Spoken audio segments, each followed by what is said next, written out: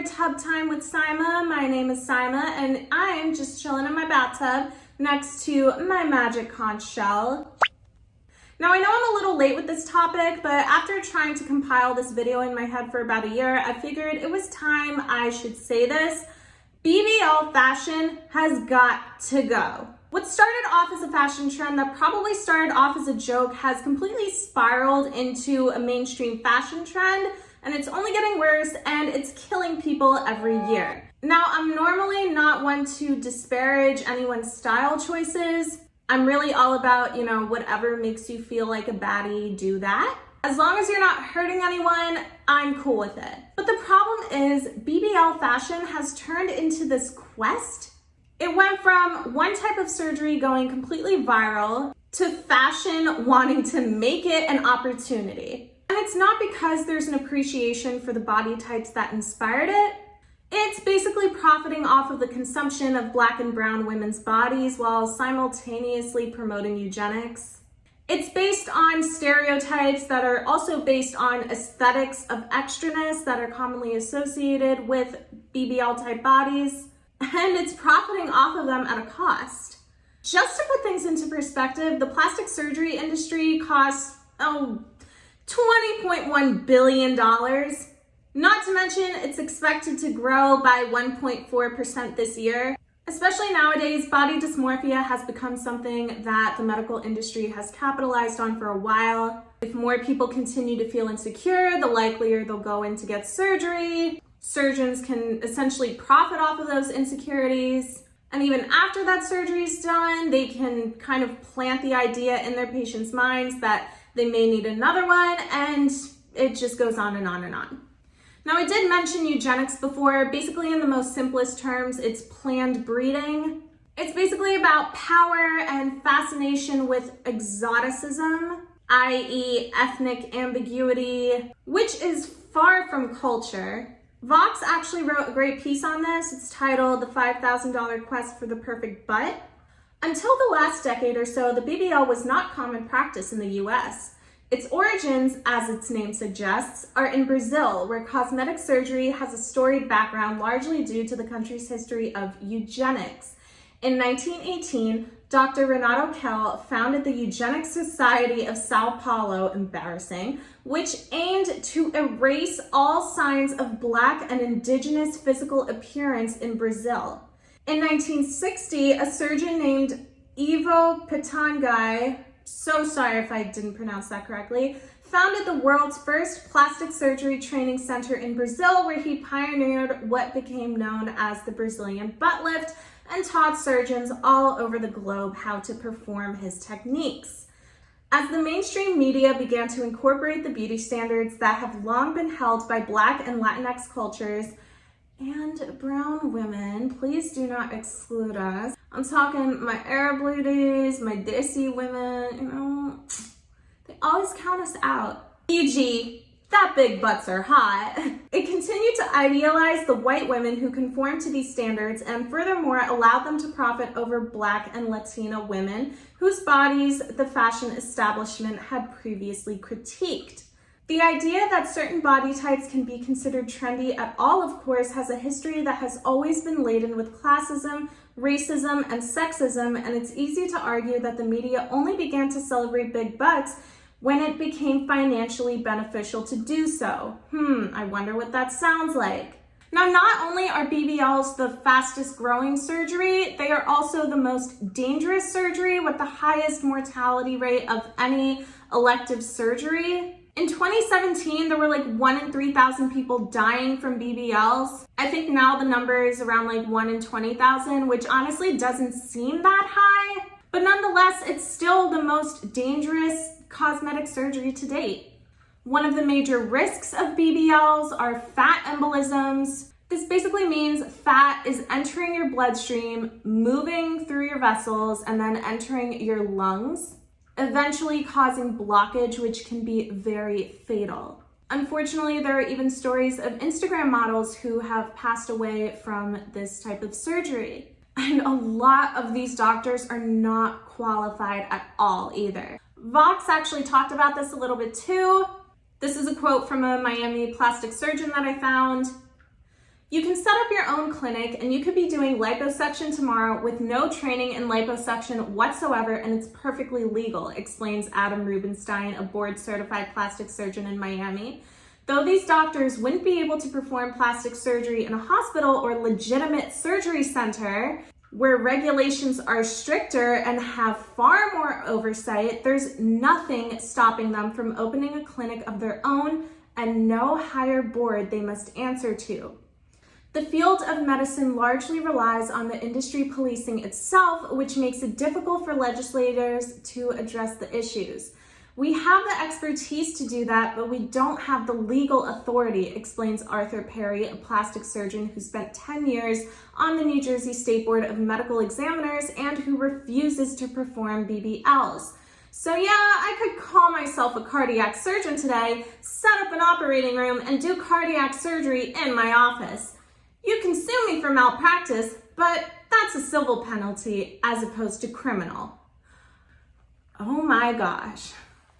Also, apparently the healing process for BBLs is like crazy too. It requires a lot of care, like lymphatic massages. You have to get them like really often. Some people can't even pee properly after surgery. They just end up pissing all over themselves. There's actually a clip of this flight to Atlanta. I don't know, some of you might have seen it, where there are just like a bunch of women, like 24 women in wheelchairs who had just gotten their BBLs done and they're trying to board this flight. They got them done in the Caribbean, like all together.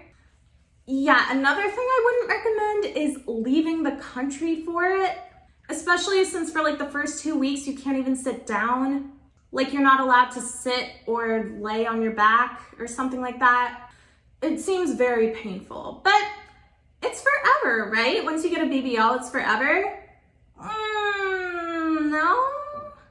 Actually, no one really knows. When I checked online, one site said it could last up to several years. Other sites said it could last up to several decades. I guess it's all in how you maintain it. But also I feel like that's just what people say when they're trying to scam you. And like the most cringy part of it all is that people are literally setting up GoFundMes for BBLs. And I'm not talking about trans people, by the way. I should probably mention this. I'm fully aware of the significance of BBLs in the trans community. If you're setting up a GoFundMe and you're trans, that is fine with me. This video isn't directed toward you at all. It's really not fair to accuse trans people of commodifying themselves when they're literally one of the most marginalized and antagonized groups in the world. Like they're really just trying to survive out here. And might I say, they look freaking bomb. But I'm talking about like, you know, young girls who are setting up GoFundMes for BBLs funded by the horniest of men who are just so comfortable imposing their misogynistic ideals onto women. It's honestly so infuriating to me in that sense because it's like these people are literally paying you to change yourself, and to me that's just a hater. Like they'd be blocked on site. Might keep the change. But like, why is body positivity such a challenge? It's like people don't have any positivity to begin with. For me, it's like so many girls are like wannabes who get sucked into this surface level fascination with body types, and they just like it because that's what's glorified, that's what's in this week. To make it clear, I'm not blaming women, I'm really just blaming society, because it really is already difficult enough being a woman. But having that added pressure of plastic surgery is just unbearable. It completely crosses the line for me because bodies are just being treated as fads. Like I've literally seen Reddit posts where people are panhandling online just to have a fat ass. All right, this post is called Begging for a BBL. For a Brazilian butt lift, I have severe self-confidence problems as I was born without an ass. The only way I will be really happy in life is if I was to have a proper ass and be able to wear skin tight jeans. AKA a BBL is always something I have inspired to have, but these past few days, a friend of mine has had it done and I can't stop thinking about it. I can't clean, I can't cook, I can't stop looking at her pics. I really need to have this procedure done. If not, I will never be happy in life. I have the perfect face and hair and skin and everything else. I just need the perfect waist and ass to go with it. Please, people, take pity on me and just donate, please. If she got the perfect butt, she'd be happy for like 4 days, and then she'd start focusing on something else that was lacking. Maybe something physical, maybe some other aspect of her life. Yeah, that's a very valid comment. It just feeds into this ongoing pattern of insecurity. It's just like this really unfortunate domino effect. Terminal white girl ass is an affliction. I have it too. Please, for only $2 a day, the cost of 1 cup of coffee, give a white girl a booty. This one was obviously a joke, but it's kind of funny. She should take any donations and go to therapy. If her preoccupation with surgery and someone else's ass is really that severe, she needs help before she decides to go under a knife. It's kind of funny how she said, I have severe self-confidence problems, and then just follows it up with, I have the perfect face and hair and skin and everything else. And to me, I'm sorry, but it really just sounds like you're playing the victim here. If that's the one thing that you're fixating on, that you feel like your life is completely in shambles over, that's a much deeper issue. I'm not a doctor, but it just really sounds like that's not the only thing. Now, I also want to add that being someone with a natural BBL shape myself, it's actually placed a lot of pressure on me as well. I thought it would be a stride in representation for Black and brown women, but it's actually caused way more harm to my life than good. And I also think that it set society back about 6 decades in pursuit of looking like Marilyn Monroe. Oh wait, sorry, I meant looking like Kim Kardashian, making a mockery of Marilyn Monroe. But for people like myself, it's like there's this even higher expectation to have a butt, even if you already have a butt. Not to mention, like, the whole surgery is about getting rid of unwanted fat, which is inevitable if you already have a butt. We got stretch marks, we got cellulite, we got thunder thighs, we got belly pouches, all that good stuff. But nowadays, you even hear about girls going in for 2nd and 3rd rounds of BBLs because their first one looked too natural. So that really only goes to show that even people with a natural BBL don't necessarily benefit from it being the beauty standard, because it's not really the beauty standard. The beauty standard is really just bimbofication. In fact, a lot of people with the natural BBL body type get fat shamed regularly just for existing, even when they live a healthy lifestyle. For me, it's the very essence of BBL fashion that is the issue, because fashion represents ideals. And BBL fashion isn't representing a real ideal so much as it's representing a digital ideal. Fashion brands have used this to their advantage by designing clothes only made for that body type, which is honestly insane. I mean, not gonna lie, at first I thought it'd be cool, especially since growing up I had the hardest time finding clothes for myself. I just wish fashion wouldn't use a popular plastic surgery that honestly only a handful of celebrities have, and use that to brainwash women into changing themselves for cheap quality, overpriced clothing. It's the biggest scam. Now, people have also pointed out with the normalization of sex work that BBL apparel derived from that, which makes sense since every dress I see nowadays is basically a dancer's outfit. Which also supports my point from earlier that BBL fashion isn't to appreciate a certain body type, but rather to exploit it by trying to compete and turn it into something edgy because of the content that we're consuming. I don't even know who people are trying to compete with. Like, what is it, Amy who works at the movie theater? Like Amy from AMC? I guess the most frustrating part of BBL fashion is that it's absolutely monopolized fashion. It's literally the only thing out there. Everything is provocative for no reason. Even today, when I was trying to find a swimsuit for today's tub time, I went to PacSun, literally nothing in PacSun. The tops were either completely microscopic or deep and cavernous and only just wanted to travel toward my armpits and leave my chest fully exposed.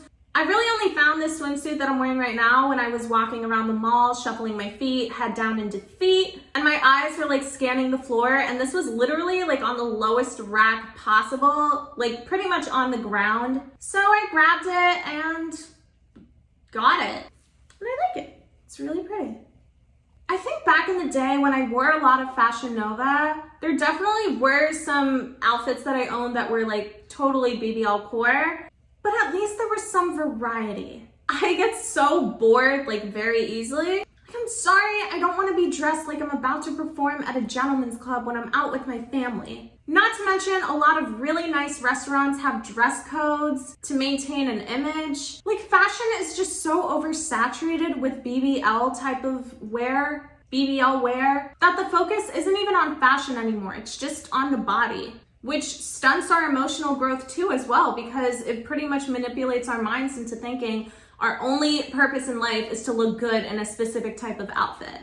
And seeing models with plastic surgery from head to toe sporting that and just comparing themselves to those models, like, it's just a mess. But also, I just don't see the hype. Now, I'm saying this as someone who primarily wears black. BBL fashion can be fun. There are a lot of loud colors and like vibrancy and all that. Lots of bright patterns, makes it lots of fun. But at the same time, it makes me think, like, is this supposed to be some weird American interpretation of what Brazilian fashion looks like? Like, it's supposed to give off this tropical vibe all the time? Like, is that what people think that people from Brazil dress like? Mostly I've seen Shein sell these types of outfits, which makes sense because I too would pay $7 max for them. But also, I'd rather just wear my swimsuits. Honestly, I feel like everything just looks like swimwear now, or beach cover-ups at the most, which is great because like summer's here. But I remember fighting for my life in winter trying to find good outfits.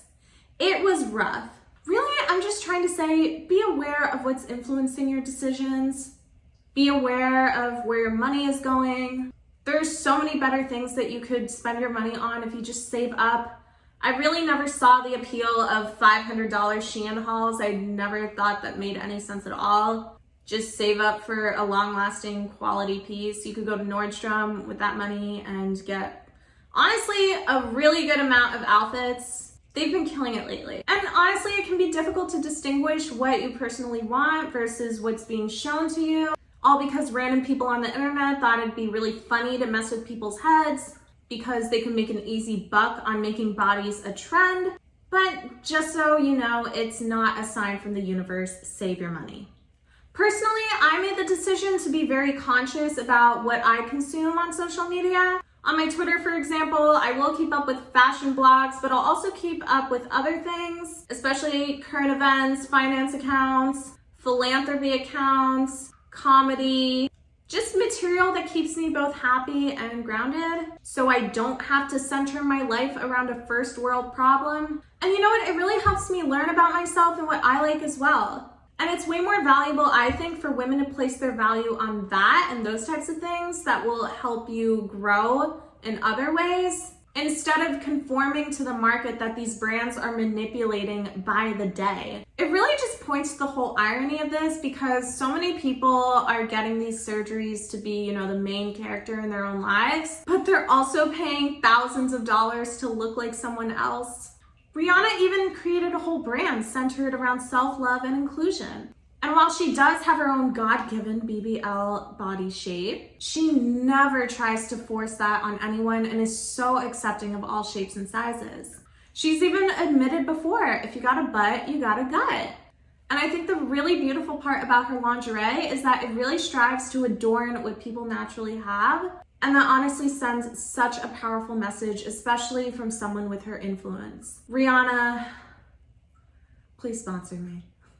Also, I do want to say, if you want to get a BBL because you just want to skip the gym or you feel like the gym's not really going to do it, just keep in mind that your butt is literally full of muscle that can easily develop. It's not like boobs. Boobs, I don't really think can grow the way a butt can. Nonetheless, I would encourage you to go to the gym and give it a shot, because BBLs really aren't a one-time fix. You do have to go to the gym like a lot, actually a lot more than if you were not to get a BBL, because the whole thing is you have to maintain it. So you really need to be going to the gym constantly. You gotta be hitting those weights. Like, if your goal was to skip the gym, you're not even doing that. Arguably, you're actually making it so much harder on yourself. BBL fashion has become a TikTok trend as well. I think last time I checked it, the hashtag was at like something crazy, like 50 million. I don't know, it could be way well above that by now. But I really wish it would not be a TikTok trend because there's so many kids on TikTok and they're very likely to try and start looking for doctors who have no qualifications whatsoever to try and get a BBL for dirt cheap, by the way. I think like the lowest possible is like $3,000.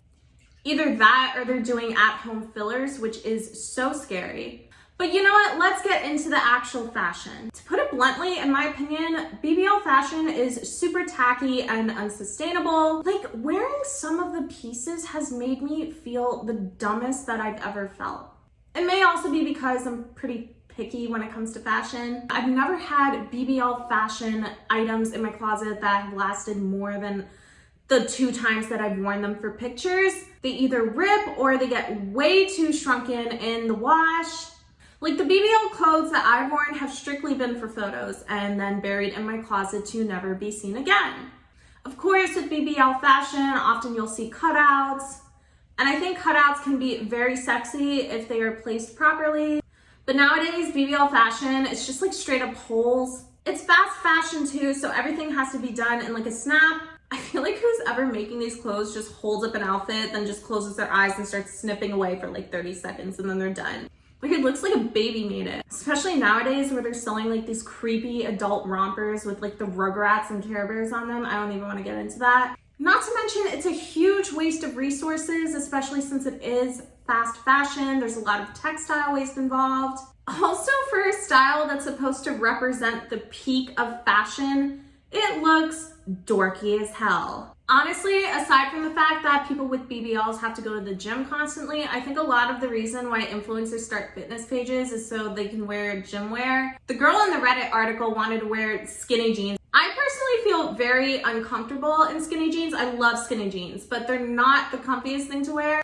Stuff like leggings and gym wear are pretty much like the only things that feel really comfortable to wear. Speaking of influencers, I am personally continuously shocked at how influencers try to brainwash their audience into getting BBLs. Nowadays, I see so many influencers continuing to encourage young girls into getting surgery to feel better about themselves, because that's the way that they achieved it with all the money that they make online. And I do attribute some of the blame to them for preaching that to their young audience who idolizes them and wants to look just like them. If you knowingly say something that can potentially put someone, especially someone who is part of your younger audience, in harm's way, you are selfish and you absolutely suck. It's so dangerous and fallacious to keep selling this idea to teens that BBLs are just gonna automatically take all of your problems away. They're basically saying that plastic surgery is personal development. Let me tell you something, a happy body does not equal a happy mind. Take me, for example. I have tattoos. That is a form of body modification. Does that make me better of a person than I was before? No. Does it necessarily make me happier of a person than I was before? No. It's just something that I wanted to do. Even though I did think at one point that my tattoos would enhance my personality and my attitude, I realized after getting them that I still needed to work on my self-concept. And I have like 15 tattoos, guys. Until I worked on my own self-concept, I would always feel like there was something lacking in my life. Even though I felt like a badass, it wasn't just the tattoos doing it, it was myself. It was my own personality, my character shining through. Which brings me to another side effect of the BBL, which is hilarious to me, and it's the BBL personality. Basically, it's where people who have BBLs feel licensed to act more pretentious just because they bought an ass. Like their entire personality revolves around their butt. And it's to the point where they become fashion bullies or just bullies in general. Basically, their BBL turns into the only personality trait that they have because they haven't worked on seeking any qualities about themselves that they really like or really want to work on. So they feel like they have to physically compensate. They basically want to fill a void. They feel like they have to physically compensate in ways that are going to earn them respect when really it just gives them more attention, which isn't quite the same. I feel like what people really just need in their lives is genuine support. because that's what's gonna help them in the long run. Do what makes you happy? Of course, I'm 1,000,000% for that, but it sounds more like it's a band-aid than an actual solution. Like, don't make your BBL a symptom of what you're going through. Make sure you're already leading a healthy, quality lifestyle and that you're in good emotional health as well, and that you're giving yourself lots of love. And never, ever do it for a man. You guys can see the bubbles in the tub are starting to dissolve, so that basically means it's time to end the video. But my overall message for today's tub time is take care of yourselves, guys. Run a bath like I'm doing, light some candles, don't start a fire. Just use that moment of peace to remind yourself that you are not living 100% online. Just think about what you're consuming, think about how it's affecting you, and if it's not affecting you in a good way, then you have every right to distance yourself from that. You shouldn't be around people who want you to change you. You should be around people who want to love you and accept you and see all the beauty and everything that you have to offer. Remember that you're living in a world surrounded by people who want to be loved just like you do. Also, I feel like it's worth noting that every trend has its own pendulum effect. I know we've seen Kim Kardashian reduce her BBL recently. I feel like fashion is going to change in certain ways like it always does. I don't necessarily think that BBL fashion is going away. I actually think it's here to stay. It's just going to present itself a little differently.